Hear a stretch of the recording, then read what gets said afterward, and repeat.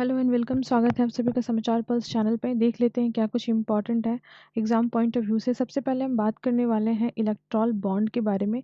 क्या होती है इलेक्टोरल बॉन्ड और कैसे मिलते हैं पॉलिटिकल पार्टीज को चंदा, और क्या इशूज चल रहा था, सुप्रीम कोर्ट का क्या वर्डिक्ट आया है, इसके रिगार्डिंग बात करेंगे डिटेल से। लेकिन सबसे पहले हम जेनेसिस को समझते हैं कि इलेक्टोरल बॉन्ड का जो इशू है वो कब से हमारे सामने आया और क्या वर्डिक्ट आया है। तो 2017 में इलेक्टोरल बॉन्ड जो है वो लॉन्च की गई थी। आई मीन टू से कि इसको इंट्रोड्यूस किया गया था फाइनेंशियल बिल में, यानी कि जो बजट आया था 2017 का, उस समय पे इसे इंट्रोड्यूस किया गया था पार्लियामेंट के अंदर कि जो पॉलिटिकल पार्टियां होंगी उनको चंदा अब जो है बहुत ही वैधानिक रूप से, यानी कि जो है बहुत लॉफुल मैनर से इलेक्ट्रॉल बॉन्ड परचेज करके ही किसी भी पार्टी को कोई भी इंडिविजुअल चंदा दे सकता है।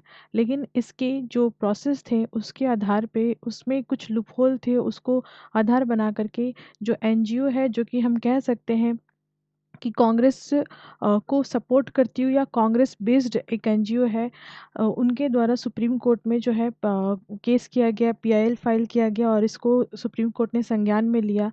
और उसके बाद 2017 के बाद 2018 में इस पे सुप्रीम कोर्ट जो है वो इसकी जो डिटेल्स होते हैं, मतलब किस तरीके से फंक्शनिंग करती है, उसके ऊपर जो है पूरी जानकारी मांगी। और उसके बाद फिर 2022 में सुप्रीम कोर्ट ने इसमें कुछ पाबंदियाँ की। पाबंदियाँ क्या की कि जो इलेक्टोरल बॉन्ड होता था वो साल में पहले 85 डेज आप खरीद सकते थे और उसे रिड्यूस करके 70 दिन कर दिया गया था सुप्रीम कोर्ट के द्वारा।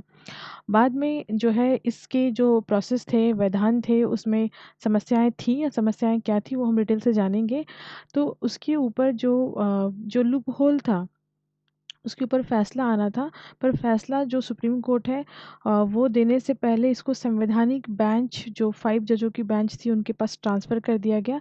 2023 में इस मामले का जो वर्डिक्ट है वो देना था, बट कोर्ट ने इसे अपने पास रिज़र्व रखा। और जो 15 तारीख 2024 को सुप्रीम कोर्ट ने इस पे अपना फैसला देते हुए इसे असंवैधानिक, यानी कि अनकॉन्स्टिट्यूशनल करार दिया है। तो सबसे पहले हम ये समझेंगे जेनेसिस के बाद कि इलेक्टोरल बॉन्ड होता क्या है। देखिए, इलेक्टोरल बॉन्ड एक तरह का इंस्ट्रूमेंट है, फाइनेंशियल इंस्ट्रूमेंट है, जिसे इंट्रोड्यूस किया गया था बजट सत्र 2017-18 में। उस समय पे आप जो है किसी भी पॉलिटिकल पार्टी को चंदा देना चाहते हैं तो जिस तरीके से पी नोट काम करता है, यानी कि जो प्रॉमिसनरी नोट होती है, उसी तरह से ये इलेक्टोरल बॉन्ड काम करेगा। आपको एसबीआई में ही ये इलेक्टोरल बॉन्ड मिलेगा, वहाँ आपको परचेज करना है। जब आप इसे परचेज करेंगे तो आप कौन हैं, आपका नाम क्या है, या आप किस पार्टी को देने जा रहे हैं, किसी भी तरह का कोई भी इंफॉर्मेशन इससे लीक नहीं होगा। इनफैक्ट जो वो इलेक्टोरल बॉन्ड है उस पे कोई नाम भी बायर और सेलर, सेलर तो एसबीआई हुई, जो बायर है, जो खरीद रहा है और जो पे कर रहा है, उसका नाम नहीं होगा। और जो ओनर है, ओनर यहाँ पे पॉलिटिकल पार्टी होंगी, पॉलिटिकल पार्टी का उस पे जो है डिटेल रहेगा कि आप कौन से पॉलिटिकल पार्टी को दे रहे हो। उनको ये जो है फंड जो है, यानी कि जो बॉन्ड है आपका, वो आप बैंक में जमा कर देंगे, पैसा आप वहाँ पे सबमिट करेंगे, ये काम हो जाएगा। लेकिन अब सवाल है कि आप कोई भी इंडिविजुअल कितने का इलेक्टोरल बॉन्ड खरीद सकता है। तो इसमें प्रावधान थे कि 1,000 रुपये से लेकर के आप जो है 10,000, 1 लाख, 10 लाख, 1 करोड़ रुपए तक का इलेक्टोरल बॉन्ड खरीद सकते हैं। अब यहाँ तक तो फिर भी समझ में आ रही है कि आपको बैंक से लेकर के जाना है, आपको पॉलिटिकल पार्टी को चंदा देना है तो आप बैंक जाओगे, किसी विदेशी बैंक में नहीं बल्कि भारत की बैंक के अंदर जाना है, आपको एसबीआई के अंदर जाना है।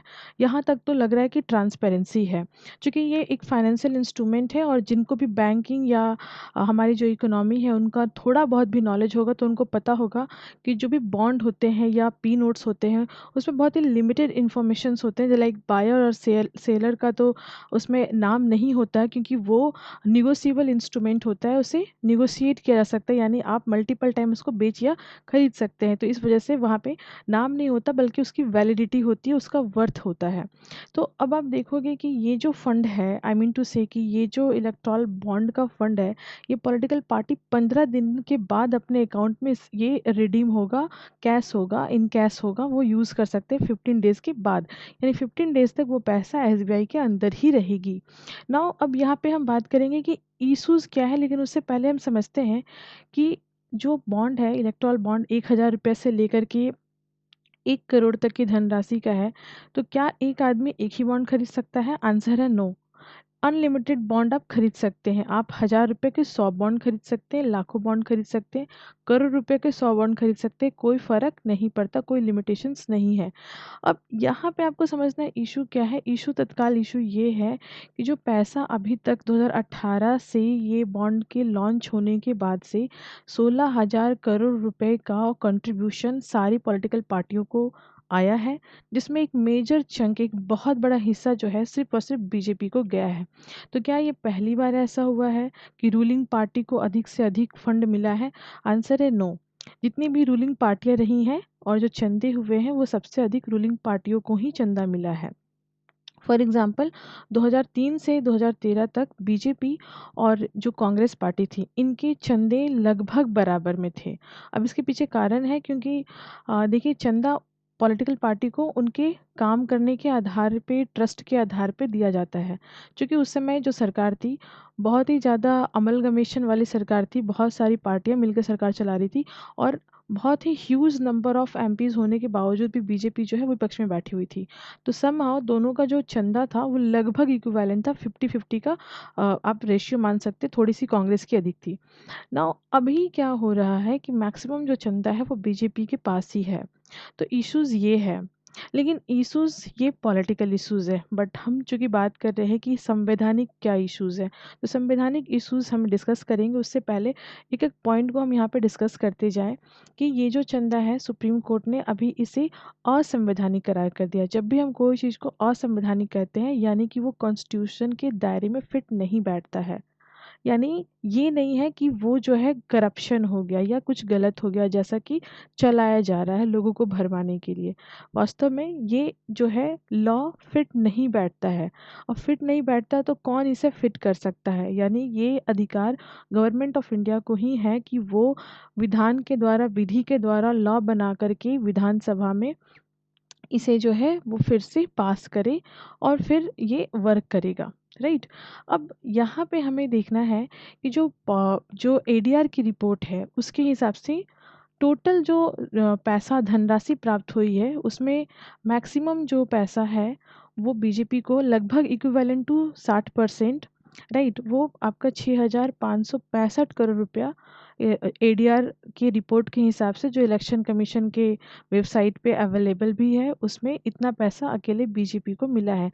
अदर पॉलिटिकल पार्टियों को भी पैसा मिला है जो कि कम है। तो यहाँ पे हम देखेंगे कि अदर पॉलिटिकल पार्टियों को कितना कितना और कैसे कैसे पैसा कब कब मिला है, इनके बारे में भी हम थोड़ी सी जानकारी प्राप्त कर लेंगे। वैसे तो मैंने बताया आपको कि जो मैक्सिमम पैसा था वो बीजेपी गवर्नमेंट को ही मिला है, बीजेपी पार्टी को ही मिला है, आई मीन टू से। और यहाँ पे हम देखेंगे जो यूपीए गवर्नमेंट थी 2013-14 के टाइम में, उनको जो पैसा मिला था वो आपका 73.8 करोड़, यानी 673.8 करोड़ रुपीज़ जो है यहाँ पे मिला था यूपीए के टाइम पे। और ना बीजेपी का भी संभाव 598 करोड़ के आसपास था, तो बहुत डिफरेंस नहीं था। अदर जो पॉलिटिकल पार्टियां थी उनको जो है अलग अलग पैसे मिले थे। लेकिन उससे पहले हम फिलहाल में अभी देख लेते हैं 2018 से 23 तक का। 2017 लिखा हुआ क्योंकि बिल पास उस समय हुआ था। तो उस समय से आप समझिए कि बीजेपी को 6,566, और यहाँ पे जो दूसरे नंबर पे कांग्रेस आ रही है उनको 1,123, टीएमसी तीसरे नंबर पे आती है, और बीजेडी और डीएम के पार्टी जो है उनको 617 करोड़ रुपए मिले हैं चंदा। ये है चुनावी चंदा, पॉलिटिकल चंदा जो पार्टियों को मिलता है। अब देखिए, कुछ ऐसी भी पार्टियां हैं जिनको चंदा बहुत ही कम मिला है। लाइक अगर हम बात करें, जो समाजवादी पार्टी है उनको किसी भी तरह का जो है कंट्रीब्यूशन नहीं मिला है इलेक्टोरल बॉन्ड के तहत। अकाली दल जो है, शिरोमणि अकाली दल, उनको भी एज सच किसी भी तरह का कंट्रीब्यूशन नहीं मिला है। जीरो कंट्रीब्यूशन है इलेक्टोरल बॉन्ड के तहत, यानी कि कंट्रीब्यूशन उनको अलग डोर से मिला है, अलग मीन्स से मिला है, इलेक्टोरल बॉन्ड के तहत नहीं मिला है। अन्य पार्टियां हैं जिनको इलेक्टोरल बॉन्ड के तहत पैसा मिला है, तो इतना हमें एज मच याद नहीं रखना, बस जो इशू है मुझे समझना है। जैसे बहुजन समाजवादी को 185 करोड़ मिला है, ठीक है, बीजू जनता दल को 34 करोड़ मिला है, तो यहाँ पे डीएम के 152 करोड़, ठीक है। तो इस तरीके से हमें एज सच याद नहीं रखना है डेटा, बट जो मेजर चीज़ है कि इलेक्ट्रॉल बॉन्ड होता क्या है और क्या इश्यूज़ है वो हम समझेंगे। तो जो समस्या है वो समस्या है आरटीआई का। आर्टिकल 19 सेक्शन 3, आर्टिकल 19 का जो सेक्शन 1 है सब सेक्शन 3 है, उसके तहत ये वायलेशन माना जा रहा है, क्योंकि आप जो पॉलिटिकल पार्टी चंदा ले रही है और जो दूसरी बॉडीज़ हैं, जैसे मान लीजिए हम हैं या कोई भी आम आदमी है, क्या वो इन्फॉर्मेशन गैदर करना चाहता है कि कौन सी पार्टी को कौन सा व्यक्ति चंदा दे रहा है, तो ये डिटेल बाहर नहीं निकल सकती है।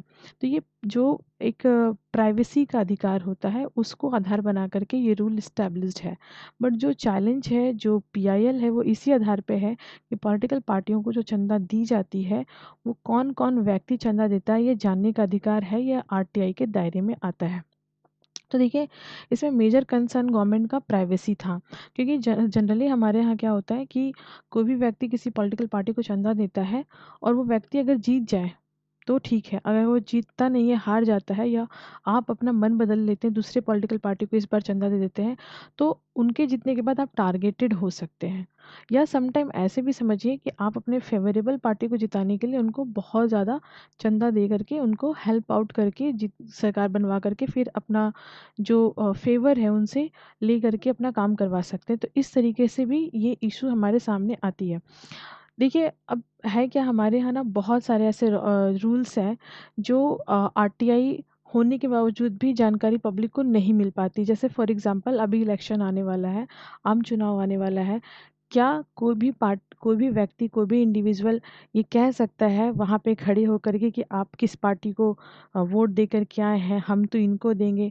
वो आप नहीं कह सकते हैं। जानने का अधिकार हमारे फैमिली में कौन है, क्या नहीं है, या एज़ ए आम आदमी कौन किसको वोट दे रहा है, ये भी जानने का अधिकार होना चाहिए कि हमारे पड़ोस में किसको वोट दिया जा रहा है, हमारे फैमिली में किसको वोट दिया जा रहा है, हम किसको दे रहे हैं। इवन राइट टू इन्फॉर्मेशन में या आर्टिकल 19 के तहत तो एक्सप्रेशन का भी अधिकार आता है, मैंने बोलने का अधिकार आता है, लिखने का अधिकार आता है। तो जब वोटिंग करते हैं हम, तो वहाँ पे इस चीज़ को हम यूज़ नहीं कर पाते हैं। और बहुत सारे ऐसे चीज़ें, जैसे फॉर एग्जांपल जो सुप्रीम कोर्ट में कॉलेजियम सिस्टम है, उसमें जो जज होते हैं, उनका जो अपॉइंटमेंट होता है कॉलेजियम के तहत, किस कॉज पे किसका सिलेक्शन हो जाता है, ये भी आरटीआई के दायरे में आना चाहिए। लेकिन वो भी नहीं आता, जस्ट बिकॉज वो सुप्रीम कोर्ट का इंटरनल एक मतलब ट्रस्ट का मामला, इंटरनल मामला माना जाता है, और ये कहा जाता है कि पब्लिक डोमेन में नहीं आना चाहिए। तो सिमिलरली इसे भी ऐसे देखा जाता है। मैं किसी पॉलिटिकल पार्टी की वकालत नहीं करी, मैं किसी को सपोर्ट नहीं करी, बट मैं ये कह रही हूँ कि जो सिस्टम है उसमें ऑब्वियस सी बात है, चेंजेस होने चाहिए। बट हमें हर कुछ समझना चाहिए कि आरटीआई में क्या-क्या और चीज़ें आनी चाहिए, और किस तरीके से आर्टिकल 19 वर्क कर रही है, और किस तरीके से आर्टिकल 19 को आधार बना करके इसे नलिफाइड किया जा रहा है, या जो है अनकॉन्स्टिट्यूशनल करार दिया जा रहा है। क्योंकि इससे पहले जो सिस्टम था हमारे पॉलिटिकल पार्टी को चंदा देने का, वो बहुत ही अलग था। और वैसे तो इलेक्टोरल बॉन्ड था, लेकिन उसके फ्रेम अलग थे और उसमें करप्शन बहुत ज़्यादा होता था। एज़ सच इस मेथड से करप्शन के चांसेस थोड़े कम थे, क्योंकि जो पैसा है वो आपकी अपने ही बैंक में है। तो जब मन चाहे तब सुप्रीम कोर्ट या कोई अथॉरिटी हमारी जो रिस्पॉन्सिबल हो, वो सुप्रीम कोर्ट से डेटा रख सकती है, पब्लिक में ला सकती है। जैसे अभी सुप्रीम कोर्ट ने एसबीआई को कहा है कि वो पब्लिक डोमेन में डेटा रखें। तो इस तरह के स्टेप्स लिए जा सकते हैं। इवन कभी कोई इश्यू हो तो हम इस पे वर्क कर सकते हैं, जानकारी प्राप्त कर सकते हैं, राइट? लेकिन जो पहले का सिस्टम था वो और भी ज़्यादा करप्ट था। चलिए, ये था पूरा इम्पोर्टेंट डिस्कशन डिटेल से इलेक्टोरल बॉन्ड के बारे में। नाउ हम जो दूसरी हमारी न्यूज़ है वो इज़राइल से है। इज़राइल से न्यूज़ बहुत ही इम्पोर्टेंट है। अभी मोदी जी कतर के दौरे पे थे, राइट? और यहाँ पे हम देखेंगे कि कतर के दौरे पे जब मोदी जी थे, तभी इज़राइल ने 2 हमें गिफ्ट दिए हैं सरप्राइजिंगली। पहला है सेमीकंडक्टर का, क्योंकि मोदी जी का एक बहुत ही बड़ा एम्बिशियस प्रोजेक्ट है ये सेमीकंडक्टर हब बनाना इंडिया को। सेमीकंडक्टर में जो इज़राइल की जो सेमीकंडक्टर कंपनी है, टावर सेमीकंडक्टर, जो विश्व में 7वें नंबर की स्थान पे आती है सेमीकंडक्टर प्रोडक्शन में और इन्वेस्टमेंट के सेक्टर में, सेमीकंडक्टर के फील्ड में। तो इनके द्वारा $8 बिलियन का इन्वेस्टमेंट भारत में आ रहा है सेमीकंडक्टर फील्ड में। हालाँकि इससे पहले ताइवान भी हमारे यहाँ सेमीकंडक्टर में बहुत ज़्यादा वर्क कर चुका है, और वो इन्वेस्टमेंट कर रहा है भारत में। सेमीकंडक्टर हब बनाने में भारत की बहुत बड़ी ये मदद करने वाली है। लेकिन अब देखिए, आज के डेट में ना चाइना जो है है वो सेमीकंडक्टर का किंग है, राइट। और सेमीकंडक्टर का यूटिलाइजेशन बहुत ज़्यादा है और इस हिसाब से चाइना का बोलबाला बहुत ज़्यादा है। और जो कि मोदी जी का ये ड्रीम है इंडिया सेमीकंडक्टर हब बने, तो एक डायरेक्ट टक्कर दोनों पड़ोसी देश, Asian country, neighbour country, border sharing countries के सामने देखने को मिलती है। तो यहाँ पे हम बात करेंगे कि जो सेमीकंडक्टर है उसका यूटिलाइजेशन किस सेक्टर में होता है। तो जैसे कि आप समझ रहे हो, वायरलेस कम्युनिकेशन में, सोलर एनर्जी में, या जो है सिग्नल को जो है क्रिएट करने में। नाउ यहाँ पे मतलब राडार से जो सिस्टम होता है या सैटेलाइट सिस्टम जो होता है, उसमें सेमीकंडक्टर की महत्वपूर्ण भूमिका है। इवन जो हमारे सॉफ्टवेयर डिवाइसेस हैं, चाहे वो लैपटॉप हो, चाहे वो मोबाइल हो, इसमें बहुत इम्पॉर्टेंट रोल प्ले करता है। विदाउट सेमीकंडक्टर हम इसकी कल्पना नहीं कर पाएंगे आज के टेक्नोलॉजी के हिसाब से। और दूसरी जो न्यूज़ है वो इसराइल की तरफ से ये है कि जो इसराइल की के अंदर जो कॉन्फ्लिक्ट चल रहा है, हम कह सकते हैं हमास और इज़राइल के बीच में जो वॉर चल रहा है, उसमें इज़राइल ने एक जो है पत्रकार जो कि अल जज़ीरा चैनल का जर्नलिस्ट है, उनके बारे में रिवील की है जानकारी फ़ोटो और वीडियो के साथ, क्योंकि वो एक टेररिस्ट है, वो हमास का कमांडर है। रात में वो कमांडर की तौर पे वर्क करता है अगेंस्ट इज़राइल और दिन में वो पत्रकारिता करता है अगेंस्ट इज़राइल। अब ये अल जज़ीरा का न्यूज़ भी इम्पॉर्टेंट इसलिए है क्योंकि ये उस टाइम पे आया जिस टाइम पे मोदी जी कतर में थे, और कायदे से अल जज़ीरा कतर की चैनल है। मतलब कतर जो है पेरेंट कंपनी, मतलब कंपनी नहीं बोल सकते हैं, मतलब वो कंट्री है, कतर का ही चैनल है। और यहाँ पे जो हमारे अंदर, हमारे देश के अंदर जो इंटरनल मामले थे, लाइक दिल्ली का जो दंगा हुआ था और नूपुर शर्मा का केस, और या फिर जो हिजाब का मामला था, इसे जो है अल जज़ीरा ने वर्ल्ड वाइड बहुत ही ज़्यादा इसके बारे में छापा है। इंडिया को बहुत ज़्यादा मतलब डाउन करने की कोशिश की गई है। एंड सेकेंडली, इंडिया को मुस्लिम विरोधी दिखाने की कोशिश की गई है वर्ल्ड वाइड इस चैनल के द्वारा। तो ये एक इम्पॉर्टेंट जानकारी थी जो कि अल जज़ीरा का चेहरा भी साफ करता है कि किस तरीके से वो जो है मतलब पेंटिंग करके लोगों के सामने आता है। तो ये है अल जज़ीरा का एक इम्पॉर्टेंट, आप समझिए बहुत इसके डीपली मायने हैं, बहुत डीप मायने हैं इसके। और इंडिया के लिए तो बहुत ही डीप मायने, इवन कतर के लिए भी डीप मायने हैं। ये कतर को भी समझना होगा। हालांकि कतर और जितने भी कंट्रीज़ हैं वो बहुत समझ चुके हैं। नाउ अभी हम यहाँ पे नेक्स्ट जो हमारी बात है वो है फाइनेंस मिनिस्ट्री ने 19 फाउंडेशन डे जो है, हमारी जो ऑर्गेनाइजेशन है सिक्योरिटी प्रिंटिंग एंड जो minting corporation of India limited है, राइट, उनके 19 फाउंडेशन डे पे कुछ इम्पॉर्टेंट चीज़ों को रिवील किया है। इम्पॉर्टेंट चीज़ों में कॉइन है जिनके बारे में हम डिटेल से जानेंगे, लेकिन उससे पहले हम ये जानते हैं कि भारत प्रतिभूति मुद्रण तथा मुद्रा निर्माण निगम लिमिटेड, ये जो कंपनी है, ये कैसी कंपनी है और कैसे वर्क करती है। तो वास्तव में ये जो है वो चूँकि नाम में लिमिटेड है, तो ये कंपनी है, और ये कंपनी मिनी रत्ना कैटेगरी 1 की कंपनी है, पब्लिक सेक्टर कंपनी है। और ये जो है एडमिनिस्टर की जाती है डिपार्टमेंट ऑफ इकोनॉमी अफेयर के द्वारा, जो कि डिपार्टमेंट है फाइनेंस मिनिस्ट्री का। यानी कायदे से कहें तो फाइनेंस मिनिस्ट्री की ये जो है पीएसयू है ना। और इनकी 19 फाउंडेशन डे पे 3 तरह के विशेष कॉइन जो है वो पब्लिश किए गए हैं, जिनकी जानकारी पब्लिक डोमेन में रखी गई है। पहला जो कॉइन है वो आपके वन हॉर्न राइनो का है, और जो कि इंडेंजर्ड एनिमल है, इंडिया में बहुत क्वेश्चन बनने के चांसेस है यहाँ से। दूसरा जो कॉइन है वो बायमेटालिक कॉइन है, और इस कॉइन में लॉर्ड बुद्धा जो है उनका एनलाइटमेंट जो पोस्चर है उसको दिखाया गया है। और तीसरा जो कॉइन है वो रामलला एंड अयोध्या मंदिर से उससे रिलेटेड कॉइन को जो है लॉन्च किया गया। 500 ग्राम का चांदी का ये सिक्का है रामलला, और जो अयोध्या मंदिर का ये सिक्का है। और एक इम्पॉर्टेंट चीज़ है, आपको ये ध्यान में रखना है कि ई पासपोर्ट जो है एक नई इनिशिएटिव है इस ऑर्गेनाइजेशन की जो जारी की गई है। ये पासपोर्ट ट्रैक भी किया जा सकता है, ट्रेस भी किया जा सकता है, और सिक्योरिटी को बहुत इंश्योर किया जा सकता है, इंफॉर्मेशन को गैदर किया जा सकता है। और ये जो पासपोर्ट है, ई पासपोर्ट, ये भी इसी बॉडी के द्वारा जारी की गई है। तो ये एक एडिशनल इन्फॉर्मेशन है, और आप ये कॉइन देख सकते हो, राइट। नाउ हम नेक्स्ट बात करने वाले हैं भारत मार्ट, जो कि लॉन्च की गई है दुबई में। देखिए, जब दुबई में प्रधानमंत्री मोदी जी और उनके जो रूलर्स हैं उनके साथ मिलकर के फाउंडेशन स्टोन डाला गया भारत मार्ट का, जो कि एक फ्री ट्रेड जोन के तहत दोनों ही कंट्री में जो इकोनॉमी है, जो कॉपरेशन है, दोनों ही देश का उसे बूस्ट करने के लिए एक माइलस्टोन आप इसे कह सकते हो। इसे बनाने वाली जो कंपनी है वो है डीपी वर्ल्ड। ठीक है, तो डीपी वर्ल्ड के द्वारा इसे इस्टेब्लिश किया जाएगा, इसका जो इंफ्रा होगा उसे तैयार किया जाएगा। वाइल ये भारत मार्ट दुबई में एक हमारे देश के लिए, हमारे स्मॉल एंड मीडियम इंटरप्राइजेस के लिए एक तरह से बहुत ही ज़्यादा एक्सपोर्ट बूस्टिंग का काम ये करेगा, क्योंकि बहुत सारे लोग दुबई में रहते हैं ना। हम बात करेंगे स्किल एम्पावर इंडिया युवा यूथ शक्ति के बारे में। देखिए, जो हमारी ministry of skill development and जो एंटरप्रेन्योरशिप है उनके द्वारा 15 कंपनियों के साथ जो है एमओयू साइन किया गया है, जिसमें जो एनएसडीसी यानी कि नेशनल स्किल डेवलपमेंट कॉर्पोरेशन, जो कि मिनिस्ट्री ऑफ स्किल डेवलपमेंट और जो एंटरप्रेन्योरशिप है उनके तहत आती है, जिसमें अलग अलग प्राइवेट कंपनियां जैसे फ्लिपकार्ट हो गई या फिर गूगल हो गया है, राइट। तो उनके साथ जो है मतलब एक एमओयू साइन किया गया है, जिसमें हमारे जो युवा हैं, युवा शक्ति है, उनको स्किल प्रोवाइड किया जाए। तो ये एक अलग स्टेप है मिनिस्ट्री ऑफ स्किल डेवलपमेंट के द्वारा युवाओं को रोजगार देने का, जिससे मिनिमम एजुकेशन के बावजूद अच्छे स्किल प्राप्त करके भी जो है रोजगार प्राप्त किया जा सकता है। तो ये था इम्पोर्टेंट न्यूज़। Thank you.